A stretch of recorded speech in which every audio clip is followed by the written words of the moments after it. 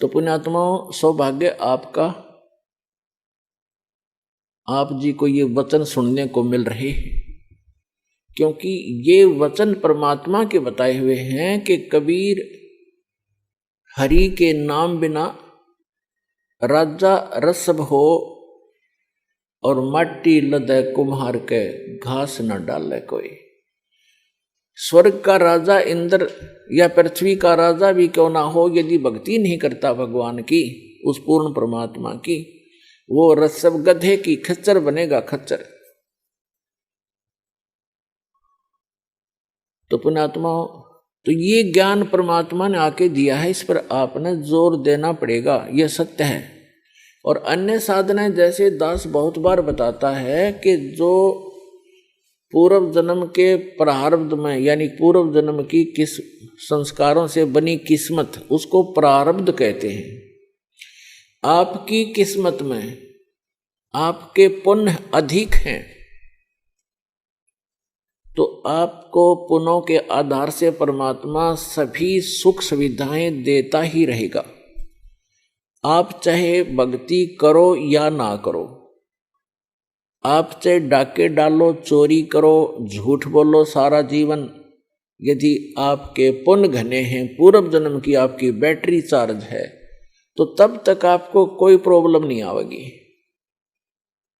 और जो पुण्यात्माएं होती हैं जिनको सर्व सुख हैं, वो फिर भी कुछ ना कुछ भक्ति अवश्य करते हैं, वो रह ही नहीं सकते भक्ति किए बिना।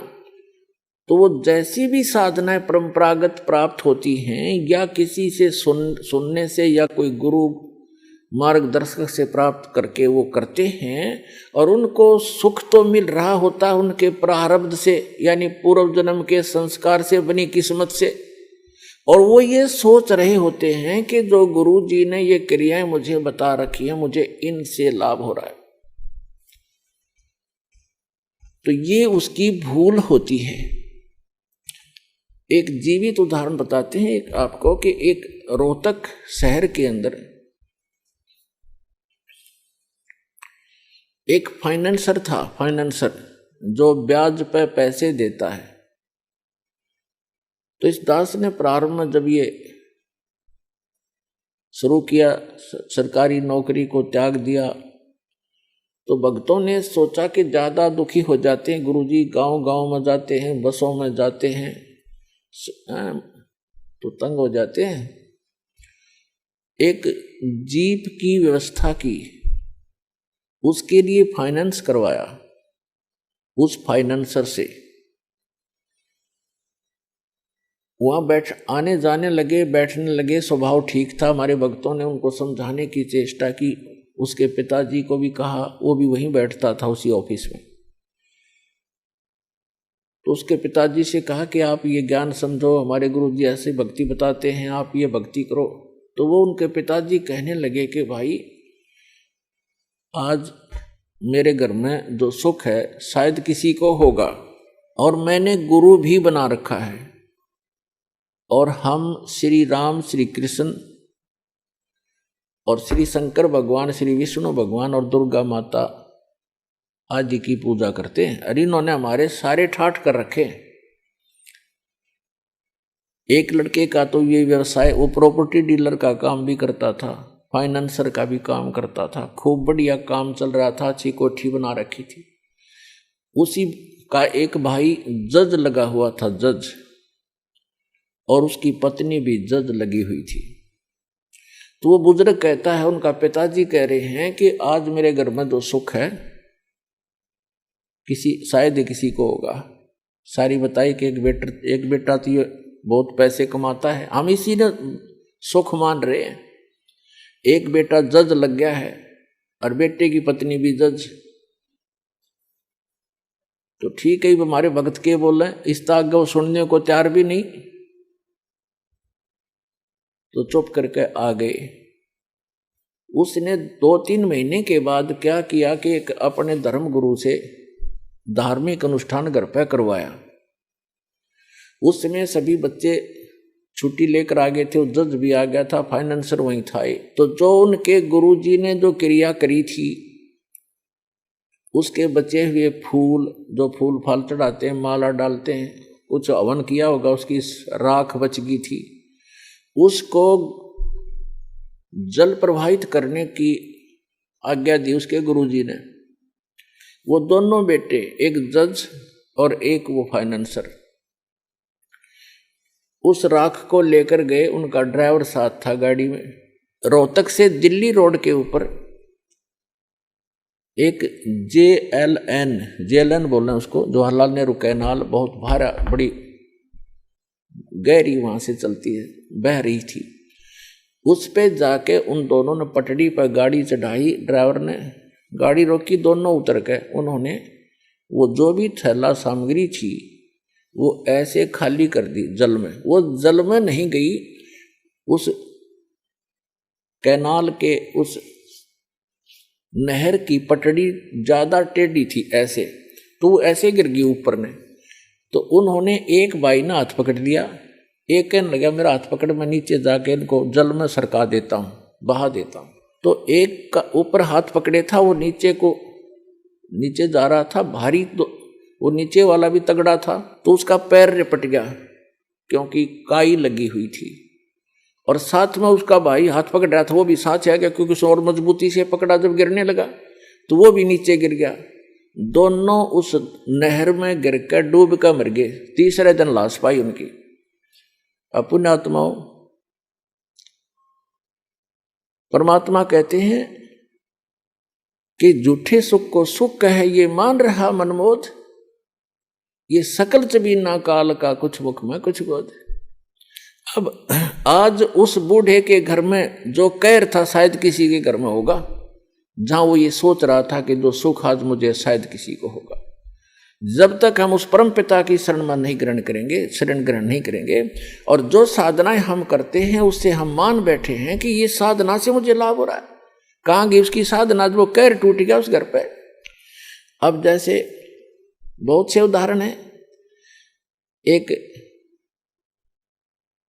ये पोलैंड देश का एक पूरा का पूरा कैबिनेट माने मंत्रिमंडल, यानी जिसमें 95 मंत्री प्रधानमंत्री थे, और सारे के सारे जहाज में बैठ के किसी का शोक व्यक्त करने जाते, किसी की मृत्यु के ऊपर, और उनका वो जहाज दुर्घटनाग्रस्त हो गया। वो सारे के सारे मर गए एक ही सेकंड में। अब ये 2 साल पहले की बात है, सन 2011 में। तो पुण्यात्माओं, परमात्मा कहते हैं इस झूठे सुख को सुख है ये मान रहा मनमोद, ये सकल चबीना काल का, ये काल का आहार है सारा, और कुछ मुख में कुछ गोद। अब उनकी कितनी हवा में उड़ रहे थे वो। प्रत्येक आदमी ऐसे ही रहता है। एक छोटा सा व्यवसाय करने वाला ही फूला नहीं समाता, वो तो प्रधानमंत्री मंत्री सतर के आदमी थे। तो उनकी कितनी इच्छाएं थी, ये कर देंगे, वापस आएंगे, ऐसा करेंगे, वैसा करेंगे, अब खाक करेंगे। अब कोई बिल्ली बनकर घूम रहा, कोई कुत्ता बनकर घूम रहा होगा, कोई गधा बन गया होगा, कोई कितना और दुर्गति में गंदी नाली का कीड़ा बनेंगे। तो अभी तक हमें पता नहीं था कि इसका कोई विकल्प है, कोई अल्टरनेट है। अब अल्टरनेट है, गारंटीड है, गॉड गिवन है। इस दास के पास प्राप्त है, कल्याण करा लो।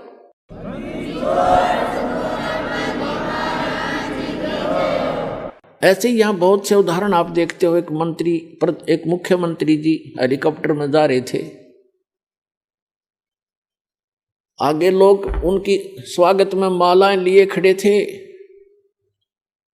और वो दुर्घटनाग्रस्त हो गया। 3 दिन में लाश पाई उस मुख्यमंत्री जी की। और अब क्या बनेगा आगे का हमें पता है, इस दास को पता है, परमात्मा के विधान से परिचित। अगले जन्म में गधा बनेगा। अपने पूर्व जन्म की मलाई को नाश कर लिया, आगे भक्ति की नहीं, चार्जर ठीक मिला नहीं। पुण्यात्मा होते हैं जितने मंत्री हैं या अफसर हैं, अधिकारी हैं, या कोई अच्छा जो व्यवसाय है जिसका, और या वैसे मानव श्री प्राप्त है जिनका, तो वो भक्ति के लिए भटकते रहते। वो चाहते हैं भक्ति करें और वो करते भी रहते थोड़ी बहुत, लेकिन वो साधना ठीक नहीं। शास्त्र विधि को त्याग कर दो, मनमाना आचरण करते। जैसा आपको रोहतक के एक परिवार का उदाहरण दिया, वो जब तक साधना उनकी, वो साधना कर रहे थे, शास्त्र विधि त्याग का मनमाना आचरण कर रहे थे। वो नकली गुरु था जो उनसे क्रियाएं करा रहा था, और उनको ये भ्रम था कि तुम इन गुरु जी के द्वारा बताएगी साधनाओं से आप सुखी हैं। अब इस तत्व ज्ञान की रोशनी में आपको पता चलेगा कि वो उसके पूर्व जन्म के प्रारब्ध थे, वो पूर्व जन्म के संस्कारों से बनी किस्मत में लेख थे, उनको वो मिटा नहीं सके वो गुरु और उनकी साधनाएं। और ये सतपुरुष कबीर भगवान की साधना इस दास के पास है। इससे कहते हैं संत शरण में आने से आई टले बला, और जय मस्तक में सूली हो मृत्यु हो वह कांटे में टल जाए। जय मस्तक में सूली हो तो वह कांटे में टल जाए, यानी थोड़ी बहुत, जैसे किसी की मृत्यु होनी हो और टांग टूट गई दुर्घटना में, सारा न बचाव रह गया, टांग तो जुड़ जाएगी 6 महीने में, और जीवन कैसे मिले। तो इस परमात्मा की शरण में आने से आपके परिवार की रक्षा होगी। आप यहां भी सुख चाहते हो तो यही देगा आपको, ये सुख सागर है, ये पूर्ण परमात्मा है। और फिर यहां से जब आप जाओगे सतलोक में जाओगे, वहां आपके बहुत बड़े बड़े महल, सुंदर महल यूं के यूं रखे खड़े हैं, वो खाली पड़े हैं। आप अपनी अज्ञानता से और यहां आ गए हो, जिसके विषय में हम आपको बताते भी रहते हैं। सृष्टि रचना से आपको ज्ञान होगा। सृष्टि रचना की दास ने CD ये प्रवचन कर रखे हैं, उनकी CD उपलब्ध है, और पुस्तकों में भी भक्तों ने बना रखे हैं, वो आप पढ़ सकते हो, सुन सकते हो। तो कहने का भाव ये है कि जो साधना हम शास्त्र विदिता का मनमाना आचरण करते हैं, तो वहां पर अपने सतलोक के अंदर आपके सारे परिवार यानी पूरे महल हैं, बहुत सुविधाएं हैं। जैसे आप यहाँ क्या देखते हो, जरा सा भी व्यक्ति रोजी रोटी से जिसकी सुविधा उभर जाती है, जैसे आम गरीब निर्धन व्यक्ति तो अपना हैंड टू माउथ होता है, उसने तो अपनी चारपाई और घर की व्यवस्था मुश्किल से पूरी होती है, तो एक झोंपड़ी हो उसी में संतुष्ट है। और जिसका थोड़ी सी पोस्ट हो जाती है, थोड़ा सा धन हो जाता है, तो वो क्या करता है, कोठी हो सुंदर, चारों तरफ चिप्स लगी हो, मार्बल लगा हो, पत्थर लगा हो, आगे लान हो बहुत बड़ा सुंदर, और उसके अंदर बगीची बनी हो चारों तरफ के, उसमें फव्वारे छूट रहे हो। ये प्रत्येक की नीयत है कि जैसे इनमें मैं ठाठ लूँ, और ठाठ खाक लेगा, या तो चाहे वो फव्वारे भी ला ले और सारी कोठी भी बना ले और बड़ा एक फार्म भी बना ले, और अंदर टेंशन 20 उसका, उसमें धक्के खाओ फव्वारा में, तब भी चैन से नहीं रह सकता। तो ये हमें क्यों ऐसा लाइक है, क्यों पसंद है, क्योंकि हम ऐसे स्थान पर रहा करते, वहां हमारी सुविधाएं ऐसी हैं। इसी की नकल इस काल ने कर रखी स्वर्ग में। जो यहाँ से देवता बनकर जाते हैं उनको, जैसे यहाँ अच्छे अधिकारियों को गवर्नमेंट अलॉट कर देती है कोठियाँ, तो ऐसे वहाँ अलॉट कर दिए जाते हैं आपको अलग अलग, लेकिन वहाँ पूंजी आपकी नष्ट होती है, आपका पुण्य अक्षीण होता है। तो वो सुविधाएं, उस सतलोक वाली सुविधा से स्वर्ग की, तो ये समझ लो उसके तुलना में वो कुछ भी नहीं है जो सतलोक में आपको सुविधा है। स्वर्ग में भी ऐसा ही है, मृत्यु होगी, पुण्य समाप्त होंगे, या फिर यहाँ होंगे। स्वर्ग के देवता भी गधे की योनि से स्टार्ट होते हैं। बताओ, खाक है ये स्वर्ग का राज्य और क्या इस पृथ्वी का राज्य। तो सतलोक के अंदर आपको ये सभी सुविधाएं उपलब्ध हैं। जैसे अभी तक ये नकली पंथ कबीर साहब की वाणी चुरा के अरे पंथ चला बैठे, कितने जीवों का नाश कर दिया, राधा स्वामी पंथ, जय गुरुदेव पंथ, और ये सच्चा सौदा सिरसा और जगमाल वाली पंथ, एक ये जनौद के अंदर बना हुआ है ताराचंद पंथ, ये भी उसी कुएं का जल है राधा स्वामी वालों का। तो ये क्या बताते हैं ऊपर कि प्रकाश ही प्रकाश है, चेतन ही चेतन है। वहां पर आत्मा ऐसे लीन हो जाती है जैसे बूंद समंदर में, वहां और कुछ है ही नहीं। ऐसे कबीर पंथी बताते हैं भगवान निराकार है, आत्मा उसमें जाकर मिल जाती है। एक ये जम्मू वाला थोड़ा चतुर व्यक्ति है, चतुरता दिखाई इसने, फिर बताते परमात्मा कहते हैं चोर चुरावे तूंबड़ी गाड्डा पानी में, वो गाड्डा हुआ ऊपर आवे न सच्चाई छनी ना। यो रांजड़ी वाला जम्मू वाला जो मधु परमहंस है, इसने चतुरता दिखाई, कबीर साहब की वाणी में पढ़ लिया कि वहां परमात्मा हंस आत्मा के का शरीर 16 सूर्य जितना प्रकाश है, उसने प्रकाश नोट कर लिया। तो उसने एक अलग से सिद्धांत पेश कर दिया मन घड़ंत के पहले परमात्मा ने एक शब्द उच्चारा, उस तो सफेद प्रकाश हो गया, उस प्रकाश में फिर परम पुरुष मिल गया, फिर वो सतलोक बन गया, अमरलोक हो गया। खाक तेरा वही की वीरे का चेतन प्रकाश हो गया फिर। और आत्मा उसमें ऐसे घूमती है जैसे बिंदु टाइप में, जैसे मछली पानी में घूमती है जल में, ऐसा ऐसी स्थिति सतलोक की बता रहा है ये जम्मू वाला रांजड़ी वाला मधु परमहंस। तो इनको कख भी पता नहीं, भक्ति मार्ग का इन्हें डबो दिया विश्व का विश्व। तो पुण्यात्माओं सतलोक के अंदर ऐसी सृष्टि है, उसकी नकल कर रखी काल ने यहाँ पर, नकल डुप्लीकेट। अब देखो कोई भी व्यक्ति वृद्ध होना पसंद नहीं करता। अब एक लगभग 75 वर्ष की वृद्धा, और उसको मैंने कहा बुढ़िया चली तेरा सुन ली बात अर्जी तेरी, न बोली तने बुढ़िया दिखूं मैं, और जाड़ ने दांत उसके। मैं कहा भाई बुढ़िया कद दिखेगी, फिर मेरे समझ में नहीं आई। मैं तुझसे ज्यादा नहीं बोला, पर अपने मन में मैंने सोचा देख, वो हमें तो ज्ञान हो गया कि इस मन का स्वभाव है, क्योंकि ऐसे स्थान से आया है ये बूढ़ा होना पसंद नहीं करता। ऐसे ही एक रिटायर्ड मास्टर जी था, वो कहने लगा जी ऐसे ऐसे अभी नाम लिया मैंने आज ही, और मेरे ऐसी ऐसी गड़बड़ सी रहती है। मैं बोला वृद्ध हो गई, इतनी थोड़ी बहुत ठूठ ठाँ तो हो ही जाती है। मैं बोला अभी बूढ़ा कहाँ हुआ, 74 साल का ही तो हूँ। अच्छा भाई बूढ़ा ही कर दोगा फिर। तो ये स्थिति हमारे मन की है, और ये बिल्कुल ठीक है, क्योंकि और फिर मृत्यु क्यों होती है? जब हम कितने सुखी हैं यहाँ पर, सारा जीवन एक संपत्ति संतान को जोड़ने में, उनकी सुरक्षा में, उनके पालन पोषण में लगा देते हैं, और फिर ना संतान का भरोसा ना अपने आप का। एक सेकंड में के बिजली गिर जाए इस गंदे लोक में। तो ये इसका समाधान बताया भगवान। अभी तक विकल्प नहीं था हमारे पास। हम ज्यादा से ज्यादा स्वर्ग माना करते थे, स्वर्ग चले जाएंगे। स्वर्ग का नहीं पता था, स्वर्ग में गए हुए प्राणी भी वापस आते हैं। श्रीमद् भगवत गीता अध्याय नंबर 8 के श्लोक नंबर 16 में कहा कि अर्जुन जो मेरी भक्ति करता है ब्रह्म तक की, जैसे गीता अध्याय नंबर 8 के श्लोक नंबर 13 में ये गीता ज्ञानदाता कहता है मेरा एक ओम अक्षर है मुझ ब्रह्म का, ओम इति एकाक्षरम ब्रह्म विवरण माम अनुसमरण ये प्रयाति तजन देहम से याति परमाम गतिम।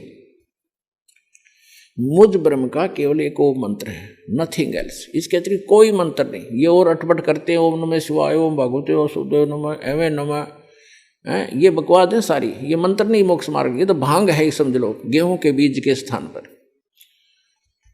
तो ये कहता है मेरा एक ओम मंत्र है, और इसका जाप करते हुए अंतिम श्वास तक जाप करता हुआ जो शरीर छोड़कर जाता है वो ब्रह्म मुझसे मिलने वाली, ओम से मिलने वाली परम गति को प्राप्त होता है। ओम से मिलने वाली परम गति कौन सी है? ब्रह्मलोक, क्योंकि ब्रह्म का मंत्र है ओम। गीता अध्याय नंबर 8 के श्लोक नंबर 16 में कहा है कि ब्रह्मलोक पर्यंत, ब्रह्मलोक में गए हुए प्राणी भी वापस पुनरावृत्ति में है, उनका फिर जन्म मृत्यु होता है। गीता ज्ञानदाता चौथे अध्याय के 5 और 9 श्लोक में, गीता अध्याय नंबर 2 के श्लोक 12 में, गीता अध्याय नंबर 10 के श्लोक नंबर 2 में गीता ज्ञानदाता कहता है कि अर्जुन तेरे और मेरे बहुत जन्म हो चुके हैं, तू नहीं जानता मैं जानता हूं। इससे सिद्ध है कि ब्रह्म ओम नाम का जाप करने वाले ब्रह्मलोक में गए, ब्रह्मलोक में के बाद भी जन्म मृत्यु में आए। और गीता ज्ञानदाता स्वयं कहता मेरे और तेरे बहुत जन्म मृत्यु हो चुकी है, तो नहीं जानता मैं जानता। इसलिए गीता ज्ञानदाता 18वें अध्याय के 62वें श्लोक में कहता है कि अर्जुन तू सर्वभाव से उस परमेश्वर की शरण में जा जिसकी कृपा से तू परम शांति को और सनातन परम धाम को प्राप्त होगा। सनातन परम धाम शाश्वतम स्थानम, शाश्वत माने सदा रहने वाला, जिसका कभी क्षय ना हो, कभी नाश ना हो, वो स्थान, वो सत्यलोक है। उसको संत भाषा में सत्यलोक कहते हैं। सत्य का नाश नहीं होता, अविनाशी होता सत्य, वो सत्यलोक है। किसकी शरण में चला जा?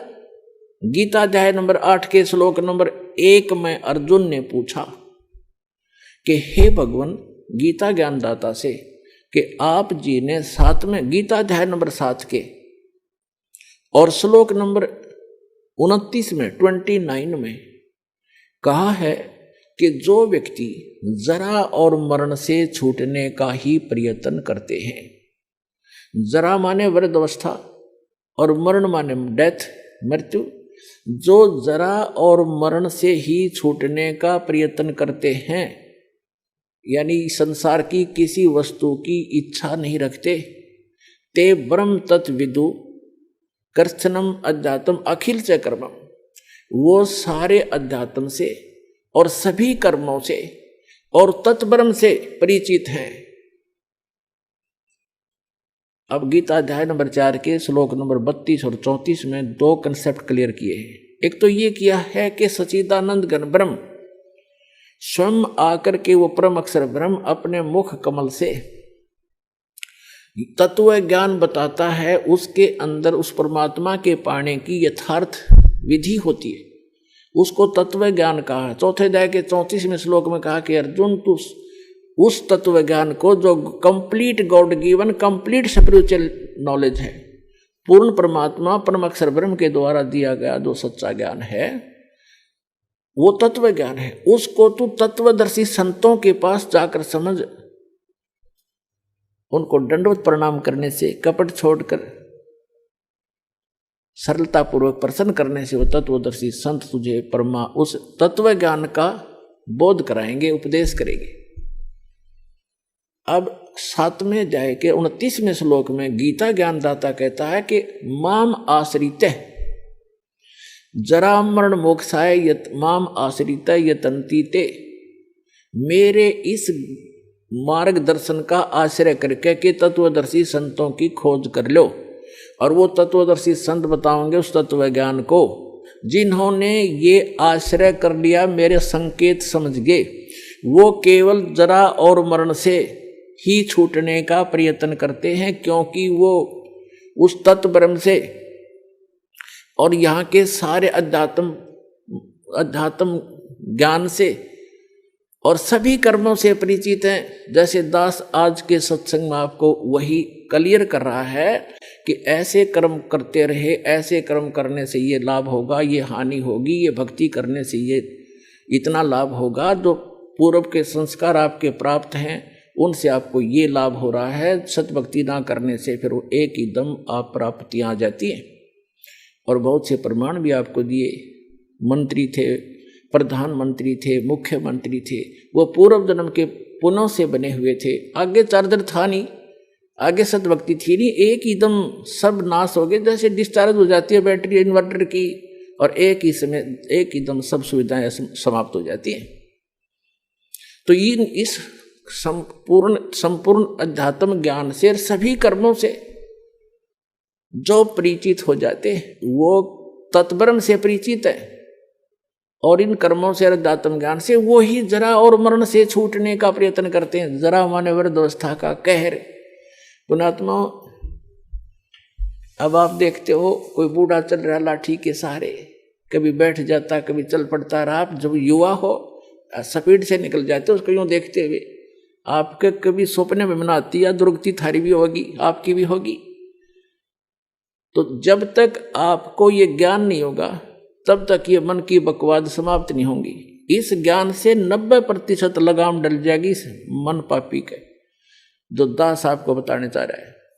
जो बेमतलब की रिश्वतखोरी, चोरी, हेरा फेरी ये करते फिरते सारा दिन झूठ बोलते हैं पेट के लिए, और 1 सेकंड का भरोसा नहीं कहाँ बिजली गिर जाए।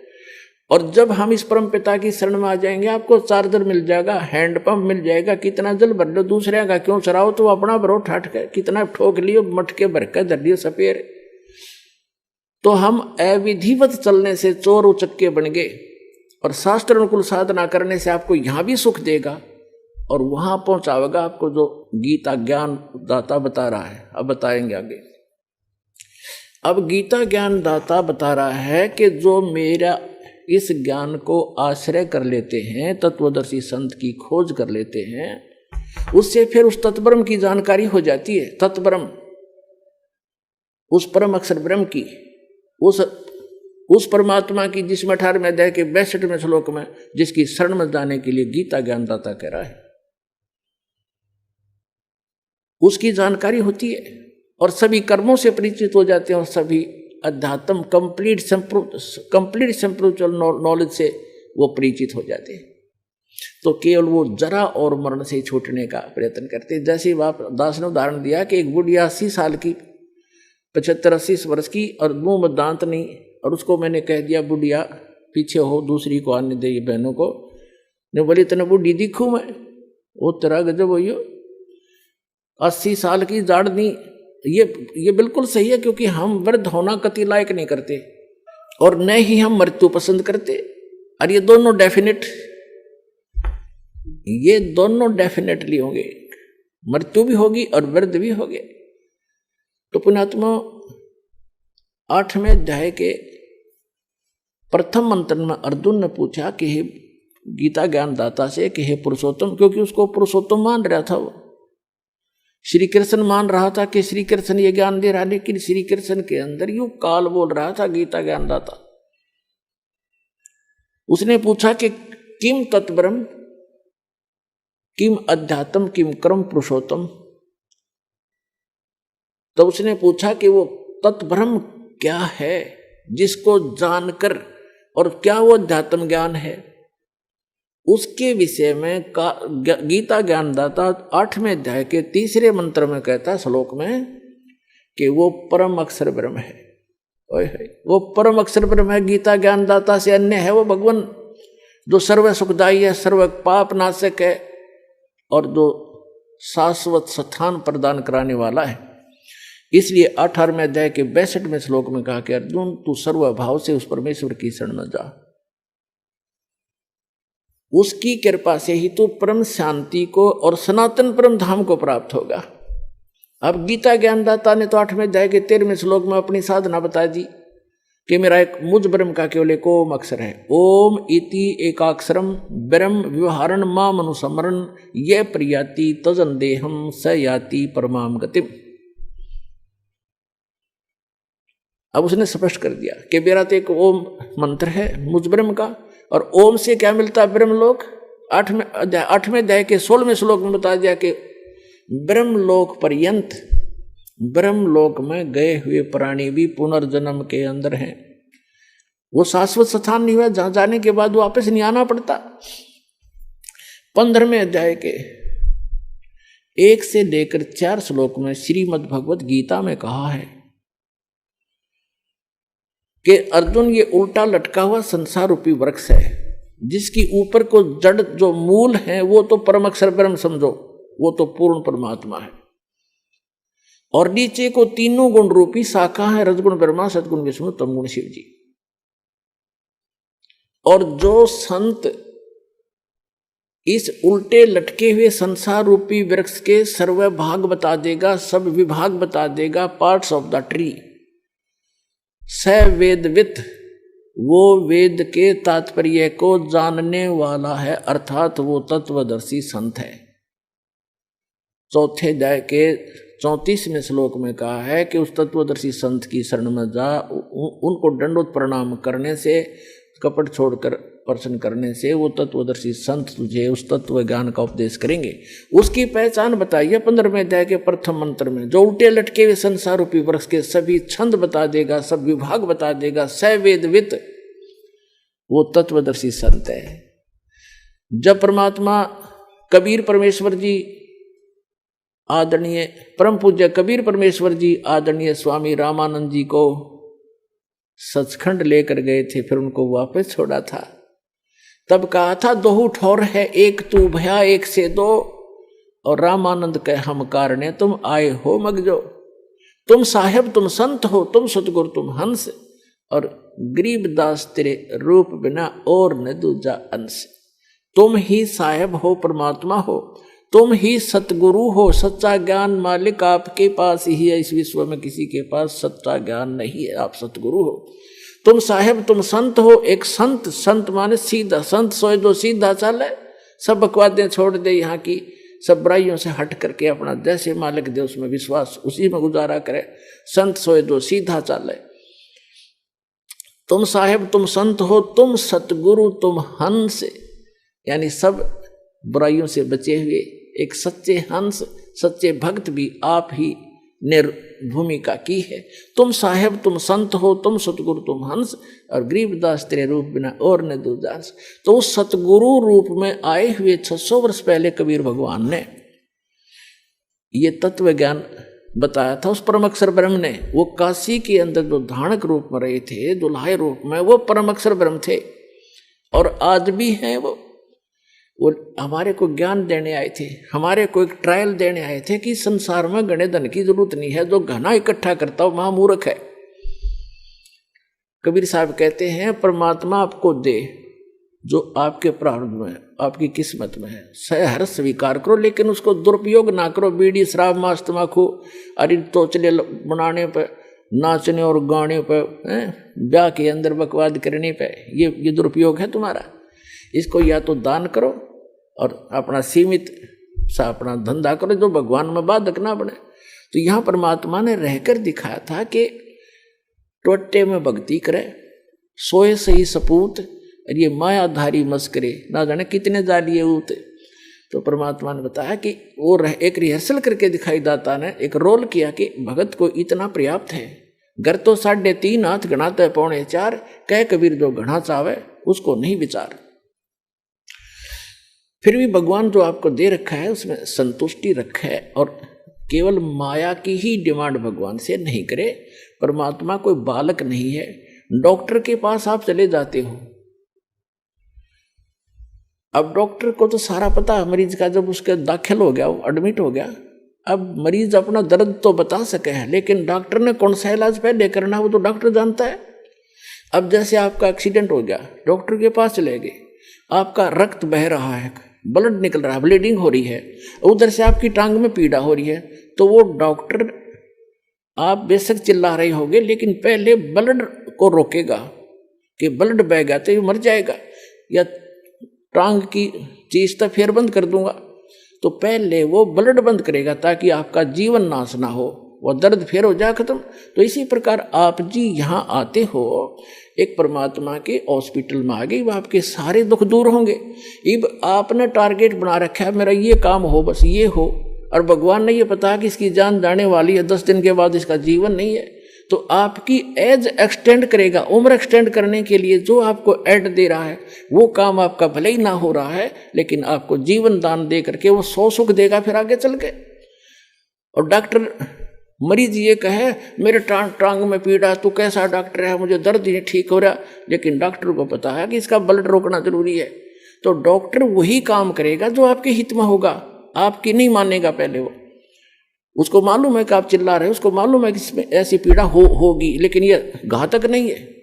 तो छोटे मोटे जो कष्ट आपको यहाँ आने पर भी हो रहे हैं, किस जैसे कई तो ऐसे हाथी ठीक हो जाते, कुछ एक को अभी वो राहत नहीं मिल रही है जो वो डिमांड लेकर आते हैं। उसका कारण क्या है कि आपका जीवन नाश होने वाला होगा निकट भविष्य में, और परमात्मा आपको एक्सटेंड करेंगे, पहले वो ठीक करेंगे आपका, फिर आप पे सारा सुख होता चला जाएगा, जीवन भी मिलेगा, भक्ति भी होगी, सारा सुख भी यहाँ का जो चाहिए वो भी देगा।